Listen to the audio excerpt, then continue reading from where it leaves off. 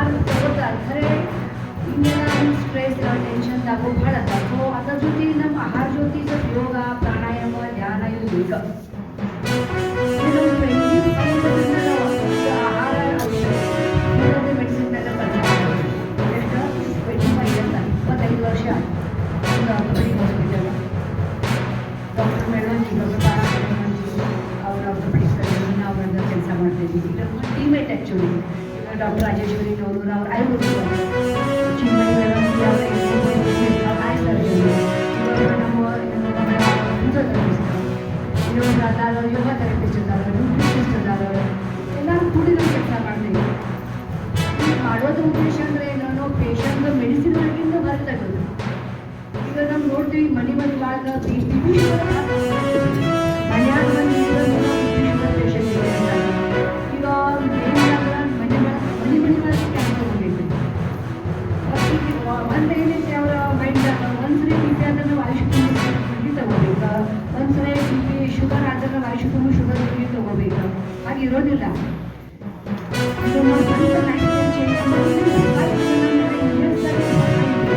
ಯಾಕಂದ್ರೆ ಮುದ್ದದ ಅಜ್ಜ ಅಜ್ಜಿ ಆರಾಮಾಗಿ 90-95-100 ಇಯರ್ಸ್ ಆರಾಮಾಗಿ ಹೇಗಿದ್ದಲ್ಲ ಹಾಗೆ ನಾವು ಇರೋದು ಪ್ರಯತ್ನ ಮಾಡ್ತೀವಿ. ಇದ್ರ ಮಜಾದೇನಿಲ್ಲ. ಮತ್ತು ನಮ್ಗೆ ಈಗ ವಿಷಯ ನಾವು ಇಂಡಿಯನ್ಸ್ ಭಾಳ ಕಾಮನ್ ಐತಿ. ಈಗ ನೋಡ್ತೇವೆ ಪಾಶ್ಚಾತ್ಯ ಪರಿಸ್ಥಿತಿ ಮತ್ತು ನಮ್ಮ ಇಂಡಿಯಾದ ಭಾರತ ದೇಶದಾಗ ಅಂದರೆ ಏನು ಬ್ರೇಕ್ಫಾಸ್ಟ್ ಲಂಚ್ ಡಿನ್ನರ್ ಒಂದು ವೇಳೆ ಪ್ರಾಬ್ಲಮ್ ಚಾಲು ಆಗೋದು. ನಮ್ಮ ಅಜ್ಜಾಜಿ ಹಂಗಿದ್ರು ಯಾವುದೇ ಸರಿ ಊಟ ಮಾಡ್ತಿದ್ರು. ಮುಂಜಾನೆ 10 ಗಂಟೆ ಬಂದಿದ್ರು ಊಟ ಮಾಡಿದ್ರು, ಸಾಯಂಕಾಲ ಸೂರ್ಯಾಸ್ತ ಮಾಡಿದ್ರು ಒಂದು ಸರಿ ಊಟ ಮಾಡ್ತಿದ್ರು, ಆರಾಮಿದ್ರು. ಇನ್ನೊಂದು ಮುಂಜಾನೆ ಟೈಮಲ್ಲಿ ಮುಂಜಾನೆ 7 ಗಂಟೆ ಕಳಿಸ್ಕೊಡೋದು, 1 ಗಂಟೆ ಟಿವಿ ಕೊಡೋದು, ರಾತ್ರಿ 8-9 ಗಂಟೆ ಊಟ ಮಾಡೋದು. ಇದೆಲ್ಲ ಈ ಪ್ರಾಬ್ಲಮ್ ಬರೋದು ನೋಡ್ರಿ.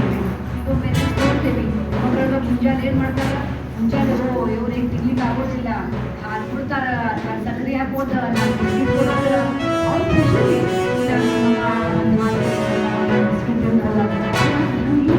ಅದು ಬಟ್ ವಿಷಾರಿನೂ ಕೊಡತ್ತೀವಿ ಏನ್ರಿ ಹಾಲ ಸರಿ ಇರೋದಿಲ್ಲ. ಆ್ಯಕ್ಚುಲಿ ಹಾಲು ಕುಡಿಬೇಕಂದ್ರೆ ಇಂಥ ಹಾಲು ಕುಡಿಬೇಕು.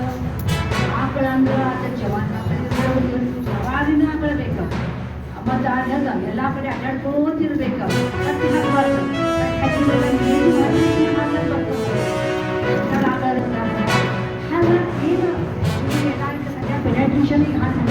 ಒಂದು ಬಹಳ ಸಂತೋಷ ಅಂತಂದರೆ ಫಾರ್ ದ ಫಸ್ಟ್ ಟೈಮ್ ನನಗನ್ಸೋದು ಎರಡೂ ಪಕ್ಷಗಳು ಸಮಾನವಾಗಿ ಆಲೋಚನೆ ಮಾಡಿವೆ ಅಂತ. ಯಾಕೆ ಇದನ್ನು ಹೇಳ್ತಿದ್ದೀನಿ ಅಂತಂದರೆ ಸಹಜವಾಗಿ ಭಾಜಪ ಯಾವತ್ತೂ ಹಿಂದುತ್ವದ ವಿಚಾರವಾಗಿ ಮಾತನಾಡ್ತಾ ಇರುವಂಥ ಪಕ್ಷ. ಅವರು ಇಲ್ಲಿ ಅನ್ಯಾಯ ನಡೀತಿದೆ ಅಂತ ಹೇಳೋದು ಸಹಜ. ಆದರೆ ಯಾರು DCM ಆಗಿದ್ದಾರೋ DK ಶಿವಕುಮಾರ್ ಅವರು ಪ್ರತ್ಯಕ್ಷವಾಗಿ ಹೇಳಿಬಿಟ್ರು ಇಲ್ಲೊಂದು ಭಯಾನಕವಾದ ಷಡ್ಯಂತ್ರ ಇದೆ, ಅದು ನನಗೆ ಗೊತ್ತಿದೆ, ನಾನು ಅದನ್ನು ಹೊರಗೆ ಹಾಕ್ತೀನಿ ಸಮಯದಲ್ಲಿ ಅಂತವ್ರು ಇತ್ತೀಚೆಗೆ ಕೊಟ್ಟಿರುವಂಥ ಹೇಳಿಕೆ ನೋಡಿದಾಗ ಇದರ ಹಿಂದೆ ಇರುವಂಥ ಷಡ್ಯಂತ್ರವನ್ನು ಬಯಲಿಗೆಳಿಬೇಕಾದಂಥ ಅಗತ್ಯ ಇದೆ ಅಂತ. ಮತ್ತು ಇದು 1-2 ದಿನಗಳ ಕಾಲದ ಪ್ರಯತ್ನ ಅಲ್ಲ, ಸರಿಸುಮಾರು 10-13 ವರ್ಷಗಳ ಕಾಲ ನಿರಂತರವಾಗಿ ಒಂದು ದೇವಸ್ಥಾನದ ಪ್ರಿಮೈಸಸ್ಸನ್ನು ಹಾಳು ಮಾಡುವಂಥ, ಅಲ್ಲಿನ ವ್ಯಕ್ತಿಗಳ ಮೇಲೆ ಕಪ್ಪು ಚುಕ್ಕೆ ಬರುವಂತೆ ಮಾತನಾಡುವಂಥ ಮತ್ತು ಬಾಯಿ ತೆಗೆದರೆ ಹೊಲಸು ಮಾತನಾಡುವಂಥ ಕೆಲವು ಜನಗಳು ಸೇರಿಕೊಂಡು ಹಿಂದೂ ಧರ್ಮದ ಅಥವಾ ಹಿಂದೂ ಧರ್ಮೀಯರ ಶ್ರದ್ಧೆಯನ್ನು ಆಸ್ಥೆಯನ್ನು ನಾಶ ಮಾಡುವಂಥ ಈ ಪ್ರಯತ್ನ ಏನು ಮಾಡಿದ್ದಾರೆ. ಅದಕ್ಕೆ ನನಗನ್ಸುತ್ತೆ ಕಾಂಗ್ರೆಸ್ ಕೂಡ ಅದನ್ನು ಒಪ್ಪಿಕೊಂಡಿದೆ. ಇದನ್ನು ಸ್ವತಃ ಕಾಂಗ್ರೆಸ್ಸಿನ ಕೆಲವು ಮಂತ್ರಿಗಳು ಹೇಳಿದ್ದಾರೆ, ನಾವು ಒತ್ತಡಕ್ಕೆ ಬಿದ್ದು SIT ಕೊಡಬೇಕಾಗಿ ಬಂತು ಅಂತ.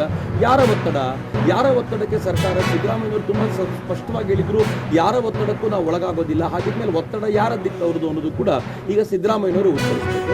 ಇನ್ನು ಎರಡನೇದು ಸ್ವತಃ DCM ಹೇಳಿರೋದ್ರಿಂದ ಇದರ ಹಿಂದೆ ಷಡ್ಯಂತ್ರ ಇದೆ ಅಂತ ನನಗನ್ಸುತ್ತೆ. ಇಷ್ಟು ಗುಂಡಿಗಳನ್ನು ತೆಗೆದು ಅದೇನು ಸಿಗದೆ ಹೋದಾಗ ಬರೀ ಗುಂಡಿಗಳನ್ನು ತೆಗೆದಿದ್ದಷ್ಟೇ ಅಲ್ಲ, ಅದಕ್ಕೆ ಗ್ರೌಂಡ್ ಬ್ರೇಕಿಂಗ್ ಟೆಕ್ನಾಲಜಿನೆಲ್ಲ ತೆಗೆದುಕೊಂಡು ಬಂದು ಅದನ್ನು ಕೂಡ ಪ್ರಯತ್ನ ಮಾಡಿ ನೋಡಿದಾಗಲೂ ಕೂಡ ಏನೂ ಸಿಗದೆ ಹೋಗಿರೋದ್ರಿಂದ ಈ ಥರದ ಆರೋಪಗಳನ್ನು ಮಾಡಿದವರನ್ನು ವಿಚಾರಣೆಗೊಳಪಡಿಸಬೇಕು ಮತ್ತು ಇಷ್ಟೂ ದಿನಗಳಿಂದ ಇದರ ಹಿಂದೆ ಇದ್ದಂಥ ಎಲ್ಲದರ ತನಿಖೆ ಆಗಬೇಕು ಅಂತ ನಾನು ಈ ಸಂದರ್ಭದಲ್ಲಿ ಆಗ್ರಹಿಸ್ತೀನಿ. SIT ಕಂಟಿನ್ಯೂ ಮಾಡೋದ್ರಲ್ಲಿ ಅರ್ಥ ಇಲ್ಲ. ಯಾಕೆ ಅಂತಂದರೆ ನೀವು SIT ಯಾಕೆ ಕಂಟಿನ್ಯೂ ಮಾಡಿದ್ರೆ ಅದು ಉದ್ದೇಶನೇ ಮುಗೀತು. ಈಗ ಶವಗಳನ್ನು ಹೂತಿದ್ದೀನಿ ಅಂತ ಹೇಳೋನೇನಾದ್ರೂ ನಾಳೆ ಈ ಶವಗಳನ್ನು ಮಂಗಳೂರಿನಲ್ಲಿ ಹೂತಿದ್ದೀನಿ ಅಂತ ಕರೆದ್ರೆ SIT ಮಂಗಳೂರಿಗೆ ಹೋಗ್ಬೇಕಾ? ಈ ಪ್ರಶ್ನೆ ನೀವು ಉತ್ತರ ಕೊಡಬೇಕು. SITಗೆ ಅವನು ಎಲ್ಲಾದರೂ ತೋರಿಸ್ತಾನೆ. ನಾನು ನದಿಯ ಮಧ್ಯಭಾಗದಲ್ಲಿ ತೆಗೆದುಕೊಂಡು ಹೋಗಿ ಹೂಳ್ತಾ ಇದ್ದೆ ಅನ್ನುವಂಥದ್ದನ್ನು ಹೇಳ್ತಾನೆ. ನದಿಯ ಮಧ್ಯಭಾಗಕ್ಕೆ SIT ಹೋಗಬೇಕಾ ಇನ್ನೊಂದು ಪ್ರಶ್ನೆ. SIT ಯಾವುದಕ್ಕೋಸ್ಕರ ರಚನೆ ಆಗಿತ್ತು ಅಂದರೆ 13 ಜಾಗಗಳು ನಾವು ಏನು ತೋರಿಸಿದ್ನೋ ಅಲ್ಲಿ ನಾನು ಹೂತಿದ್ದೀನಿ ಅಂತ ಹೇಳಿದ ಅದು ಮುಗಿಬೇಕಿತ್ತು. ಆದರೆ ಇವತ್ತು 17, 18 ನನಗೆ ಗೊತ್ತಿರೋ ಪ್ರಕಾರ ನಾನು ಅದನ್ನು ಫಾಲೋ ಮಾಡೋದು ಬಿಟ್ಬಿಟ್ಟೆ. ಯಾಕೆ ಅಂತಂದರೆ ದಿನ ಬೆಳಗಾದರೆ SITನವರು ಒಂದು ಕಡೆ ಹೋಗ್ತಾರೆ, ಅಗಿಲಿಕ್ಕೆ ಶುರು ಮಾಡ್ತಾರೆ, ಅಲ್ಲಿ ಸಿಗೋದಿಲ್ಲ ಅಂತ ನೀವುಗಳೇ ರಿಪೋರ್ಟ್ ಮಾಡ್ತೀರಾ. ಇನ್ನೊಂದು ಎಷ್ಟು ದಿನಗಳ ಕಾಲ ನಡಿಬೇಕು? ನಾವು ಕಟ್ಟಿದ ತೆರಿಗೆ ಹಣವನ್ನು ಈ ರೀತಿ ಸುಳ್ಳು ಆರೋಪ ಮಾಡೋರಿಗೋಸ್ಕರ ಖರ್ಚು ಮಾಡಬೇಕಾ ಎನ್ನುವ ಪ್ರಶ್ನೆಯನ್ನ ರಾಜ್ಯದ ಜನತೆ ಕೇಳಬೇಕು. ಹೀಗಾಗಿ SITಯನ್ನ ಏನು ಮಾಡಬೇಕು, ಹೇಗೆ ಅದನ್ನ ರದ್ದು ಮಾಡಬೇಕು ಅನ್ನೋದನ್ನ ನಿಲ್ಲಿಸಬೇಕು ಅನ್ನೋದನ್ನ ತಕ್ಷಣವೇ ಸರ್ಕಾರ ನಿರ್ಣಯ ತೆಗೆದುಕೋಬೇಕು ನನ್ನ